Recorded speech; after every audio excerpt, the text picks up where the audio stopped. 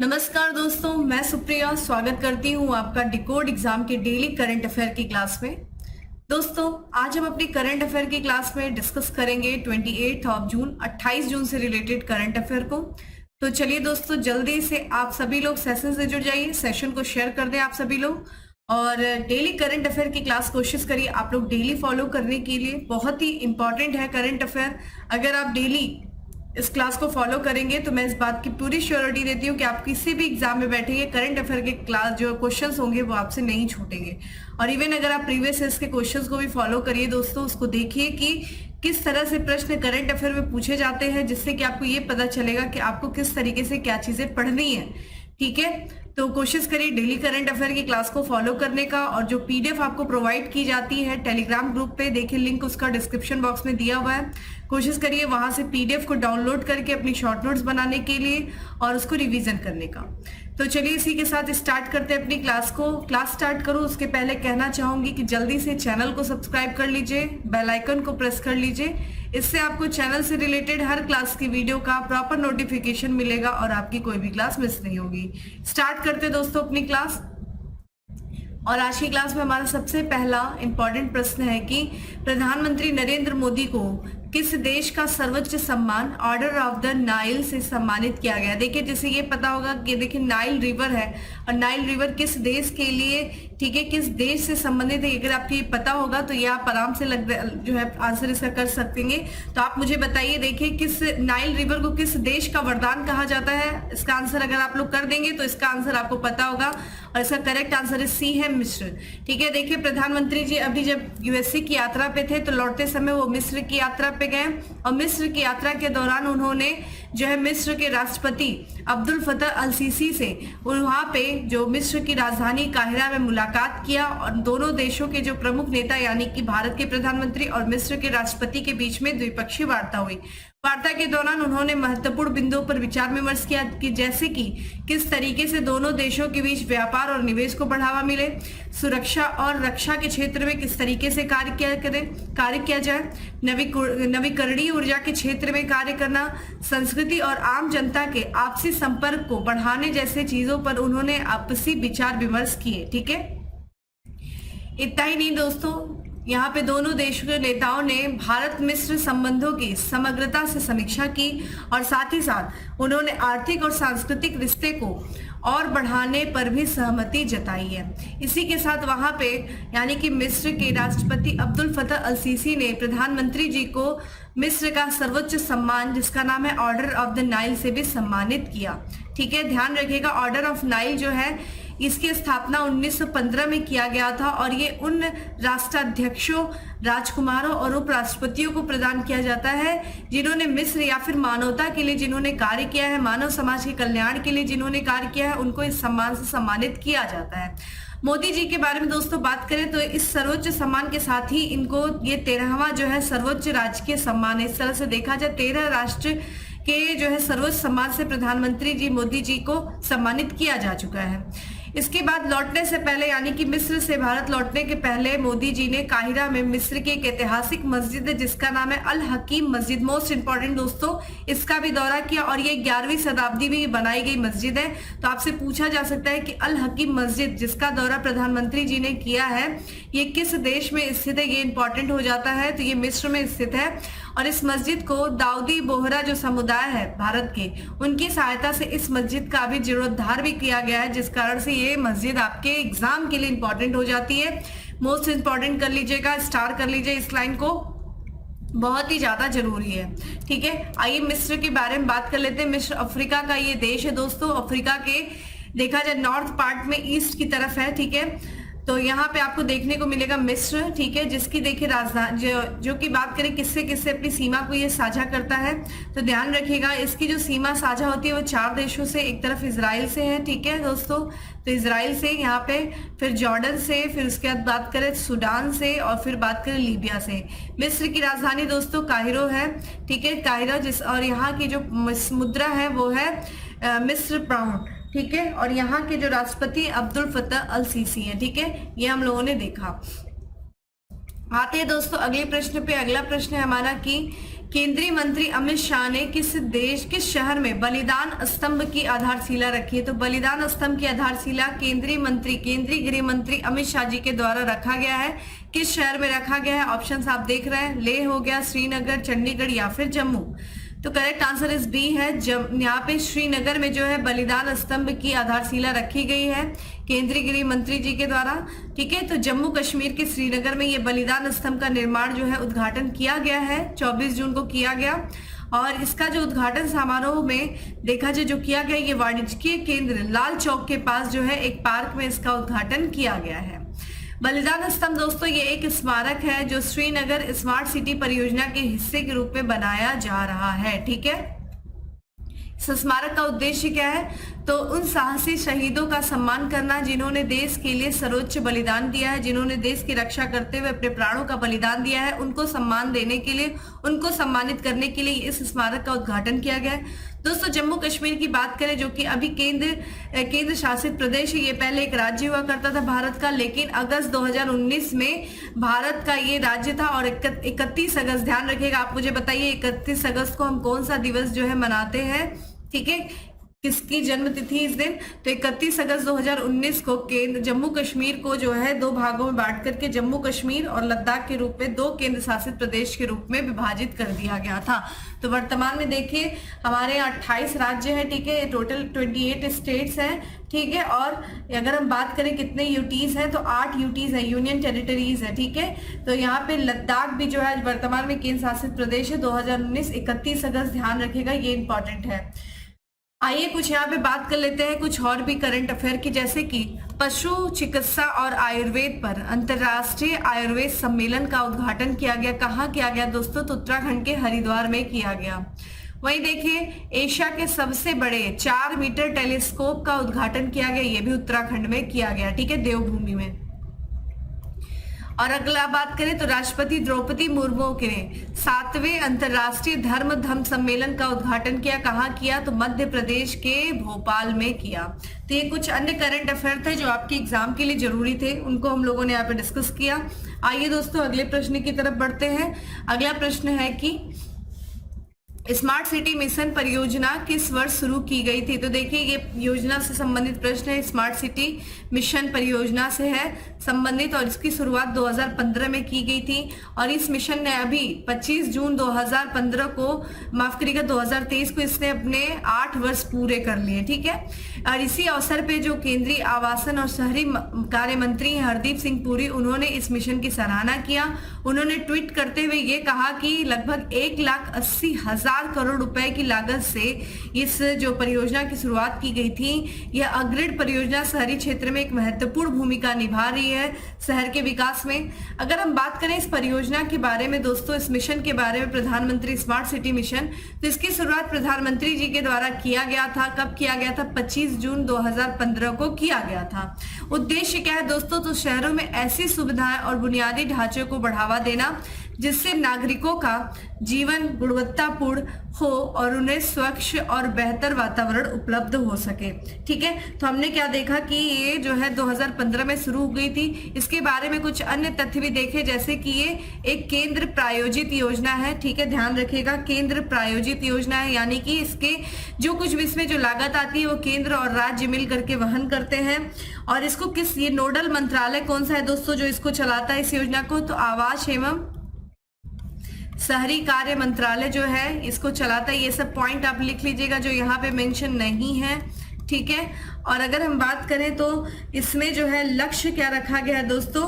तो ये लक्ष्य रखा गया है लगभग 100 जो है चयनित शहर, ठीक है, जो 100 चयनित शहर हैं उनको स्मार्ट सिटी के रूप में बदलना। देखिए अभी हाल ही में इसके जो है योजना के इस टाइम को एक्सटेंड किया गया था, जून 2023 कर दिया गया था। ठीक है, तो ये ध्यान रखेगा चूंकि कोरोना के कारण ये अपने लक्ष्य को नहीं प्राप्त कर सका था, जिसके कारण से इसके समय को बढ़ा दिया गया था। तो ये जून 2015 में इसने 8 वर्ष अपने पूरे किए, जिस कारण से इसके बारे में हम चर्चा कर रहे हैं। ठीक है, अगला प्रश्न है दोस्तों जो कि यहाँ पे बात करें इंडेक्स से रिलेटेड है कि हाल ही में जारी वैश्विक प्रतिस्पर्धा सूचकांक, ठीक है, ग्लोबल कॉम्पिटिटिवनेस इंडेक्स 2023 में भारत किस स्थान पे है? तो ध्यान रखिएगा भारत 40वें स्थान पे है। आइए इसके बारे में हम देखते हैं, इस इंडेक्स के बारे में। सबसे पहले तो हम देखेंगे ये इंडेक्स जारी किसके द्वारा किया जाता है, तो international institute for management development, ठीक है। तो international institute for management development IMD के द्वारा ये प्रकाशित किया जाता है, ग्लोबल कॉम्पिटिटिवनेस इंडेक्स। और इस इंडेक्स में देखा जाए इस साल 64 देशों को शामिल किया गया है, जिसमें जो है शीर्ष 3 देश कौन से हैं दोस्तों इस बार, डेनमार्क है, आयरलैंड है, स्विट्जरलैंड। आप यहाँ पे देख सकते हैं डेनमार्क, आयरलैंड और स्विट्जरलैंड। चौथे स्थान पे सिंगापुर है, फिर नीदरलैंड है, ठीक है। तो आप यहाँ पे इस चीज को देख सकते हैं, ठीक है। तो ये जो है इस साल के इंडेक्स है। रिपोर्ट में देखिए क्या बातें किया गया है, तो प्रतिस्पर्धात्मकता प्राप्त करने के लिए इन देशों द्वारा अपनाए गए अद्वितीय दृष्टिकोण पर प्रकाश डाला गया है और दीर्घकालिक मूल्य निर्माण के महत्व पर जोर दिया गया है। अगर हम बात करें, देखिए पिछले साल के अपने पहले स्थान को बरकरार रखा है डेनमार्क ने, ध्यान रखिएगा, असाधारण प्रतिस्पर्धा का प्रदर्शन करना जारी रखा है। यानी कि अगर हम पिछले वर्ष की बात करें दोस्तों, तो 2022 में भी डेनमार्क जो है ग्लोबल कॉम्पिटिटिवनेस इंडेक्स में प्रथम स्थान पे था। इस साल भी जो है कि डेनमार्क प्रथम स्थान पर ही है। भारत की बात किया जाए दोस्तों, भारत ने इस साल अपना जो है 3 स्थानों का नुकसान किया है और इसके साथ ही देखा जाए भारत जो है 40वें स्थान पे पहुंच गया है। तो 3 स्थान की गिरावट के साथ ही भारत 40वें स्थान पे पहुंच गया है, क्योंकि पिछले वर्ष भारत की जो रैंकिंग थी, ओवरऑल रैंकिंग, वो 37वीं थी, ठीक है। और इस साल 40वें स्थान पे भारत आ गया है।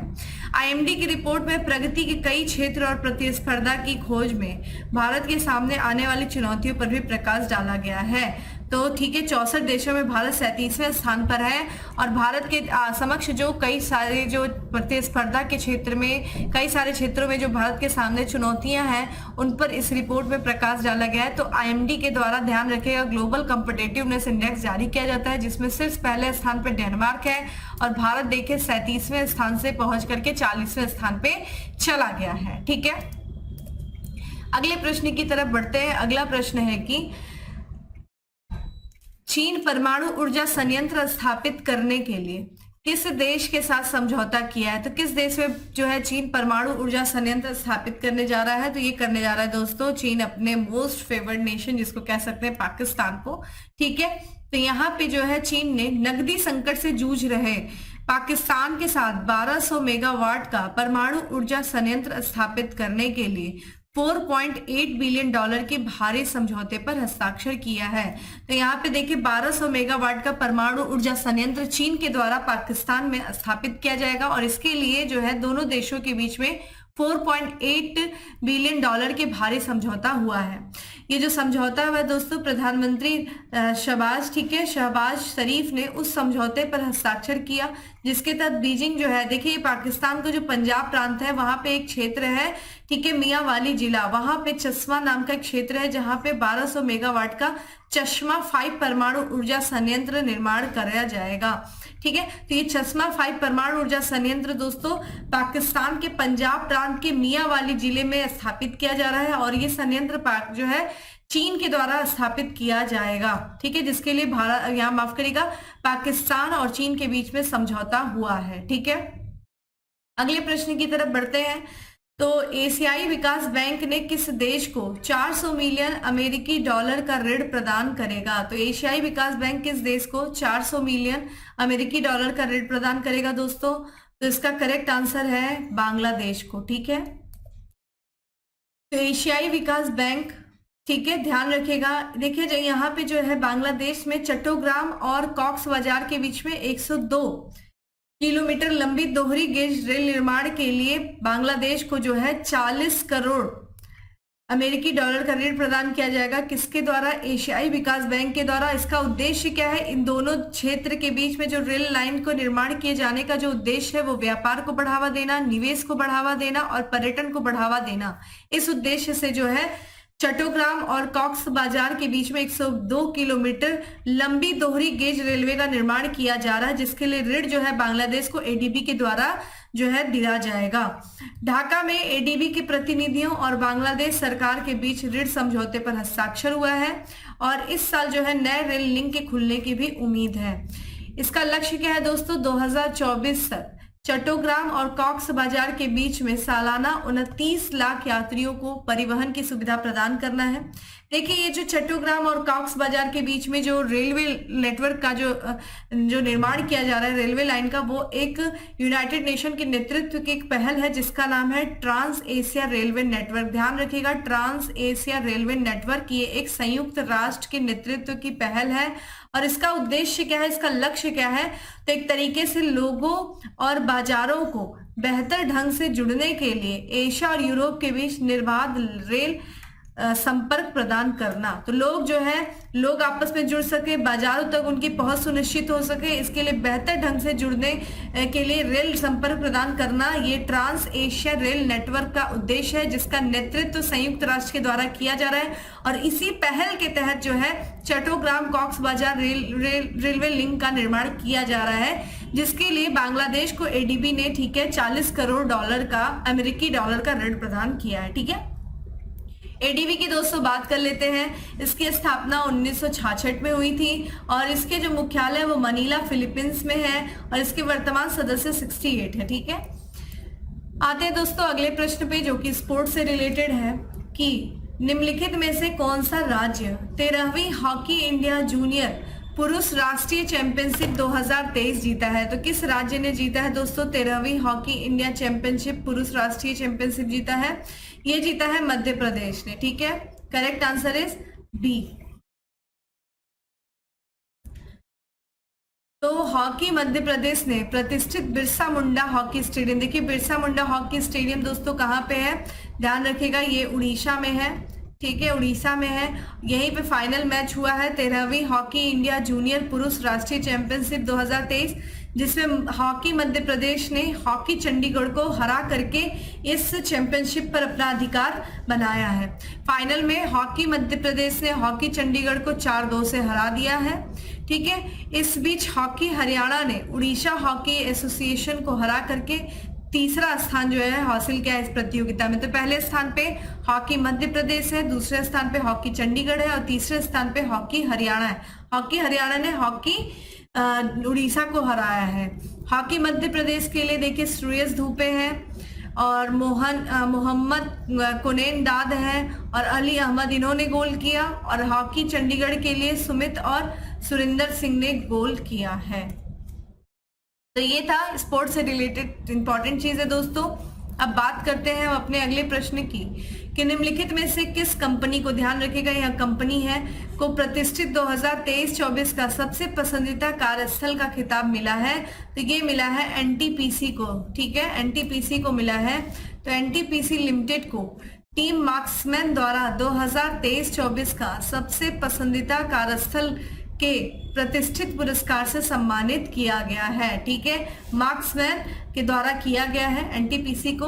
और हम बात करें यह पुरस्कार जो दिया गया है वो संगठनात्मक उद्देश्य, कर्मचारी केंद्रिता, विकास सहित आदि विभिन्न प्रमुख क्षेत्रों में एनटीपीसी के असाधारण प्रदर्शन को मान्यता देने के लिए दिया गया है।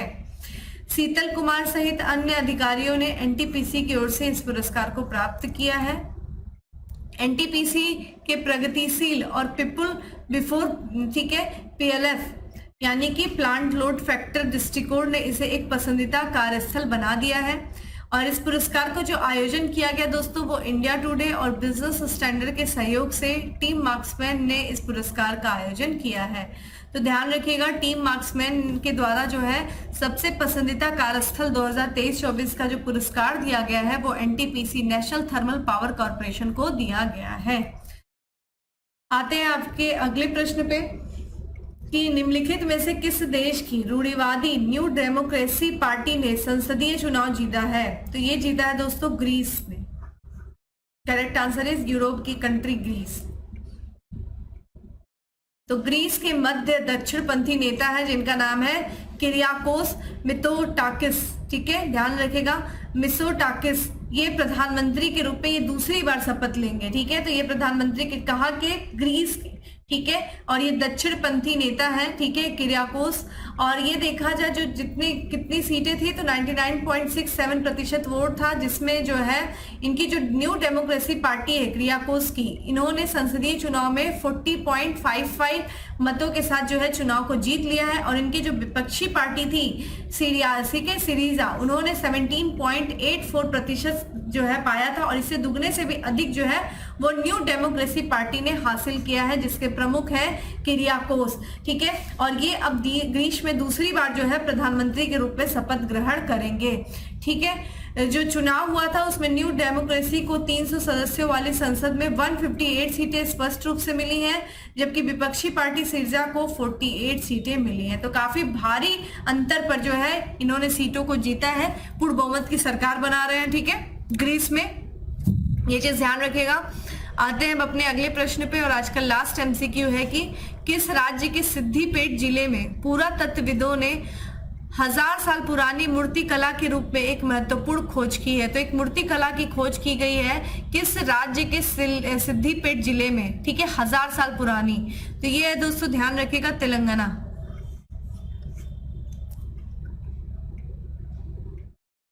तो तेलंगाना के सिद्धिपेट जिले के पुरातत्वविदों ने 1000 साल पुरानी मूर्ति कला के रूप में एक महत्वपूर्ण खोज की है। भगवान विष्णु की, देखिए यहाँ पे आप देख सकते हैं इस मूर्ति को दोस्तों, ये मूर्ति है और ये भगवान विष्णु के द्वारपाल विजया का प्रतिनिधित्व करने वाली यह असाधारण खोज एक द्वारपाल मूर्ति कला तेलंगाना में पहले बताए गए किसी भी निष्कर्ष से आगे निकल गई है। जमीन से 6 फीट ऊपर और 3 फीट नीचे 9 इंच की मोटाई के साथ मूर्ति कला को ग्रेनाइट पत्थर से उकेरा गया था। तो ग्रेनाइट पत्थर की बनी हुई ये मूर्ति है जो कि 1000 साल पुरानी है। भगवान विष्णु के द्वारपाल विजय का प्रतिनिधित्व करने वाली ये मूर्ति तेलंगाना के सिद्धिपेट जिले से मिली है। ठीक है, तो दोस्तों ये था आज का हमारा 10 MCQ। अब बात करते हैं फैक्ट्स ऑफ द डे की। ठीक है, फैक्ट्स ऑफ द डे में हमारा सबसे पहला फैक्ट है कि हाल ही में जारी स्टार्टअप इकोसिस्टम वैश्विक सूची में शीर्ष पर रहा है। कौन रहा है दोस्तों? सिलिकॉन वैली रहा है। वही बात करें, राज्य सरकार ने विट्ठल रुक्मणी वारकारी बीमा छात्र योजना शुरू की है। किस राज्य सरकार ने दोस्तों? तो महाराष्ट्र ने। भारत की अध्यक्षता में तीसरी G20 इंफ्रास्ट्रक्चर वर्किंग ग्रुप की बैठक का आयोजन किया जा रहा है। कहाँ दोस्तों? तो ये ऋषिकेश उत्तराखंड में किया जा रहा है। अर्बन 20 ठीक है मेयरलर शिखर सम्मेलन की मेजबानी करेगा। कौन करेगा? अहमदाबाद करेगा। ठीक है, और हाल ही में विमोचित पुस्तक भारत के वित्त मंत्री के लेखक कौन है? ठीक है, AK भट्टाचार्य जी हैं। ठीक है, AK भट्टाचार्य जी हैं। तो दोस्तों ये था आज का हमारा करंट अफेयर। उम्मीद करती हूँ आपको अच्छा लगा है। अच्छा लगा है तो लाइक कर दीजिएगा, ज्यादा से ज्यादा लोग को शेयर कर दीजिएगा। और डेली करंट अफेयर की जो PDF है वो आपको टेलीग्राम ग्रुप पे मिल जाएगी, जिसका लिंक आपको डिस्क्रिप्शन बॉक्स में दिया हुआ है। जाइए डाउनलोड करिए, और ना सिर्फ डाउनलोड करिए बल्कि अपनी शॉर्ट नोट्स बनाइए और फिर उसका रिवीजन करिए। चलिए दोस्तों, फिर मिलेंगे हम अपने अगले सेशन में। तब तक के लिए bye, have a good day, stay safe and stay happy.